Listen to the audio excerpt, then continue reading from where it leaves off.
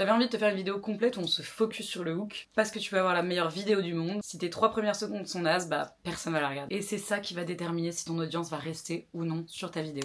Comme je t'ai dit, il y a plein de sortes de hooks. Ça peut être visuel, comme un geste par exemple. S'asseoir comme ça, c'est un hook. Ça peut être aussi un effet.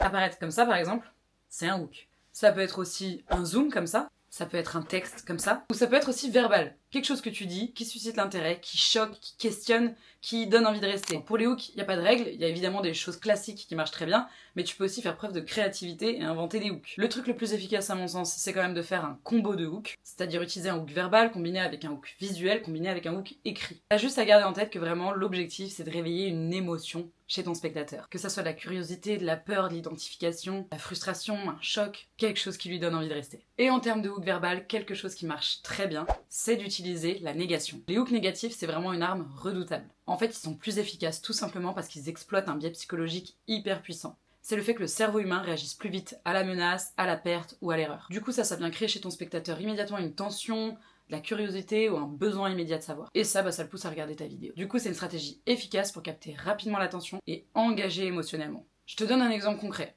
Au lieu de dire « tu devrais utiliser des sons dans tes montages vidéo », moi je commencerai en disant « l'erreur que tout le monde fait en montage ? Ne pas utiliser de son dans ses vidéos ». Et ça, tu vois que c'est beaucoup plus efficace. T'as envie de savoir. Donc vraiment, tu l'auras compris, ne néglige surtout pas ton hook. Et si tu ne l'as pas déjà, dans ce module, tu vas pouvoir retrouver mon guide sur les hooks, avec des idées de montage, des phrases d'accroche puissantes et des effets de texte. Et je t'invite aussi à venir te faire un petit dossier d'inspiration de hook, notamment si tu vois qu'il y en a un qui a bien fonctionné sur toi par exemple à un moment, n'hésite pas à le noter. Parce que encore une fois, si t'as une petite banque d'inspiration de hook, le jour où tu veux sortir une vidéo et que t'es pas très inspiré, t'auras juste à venir piocher là-dedans. Et c'est tout pour cette vidéo. Que la force créative soit avec toi. La bisoche!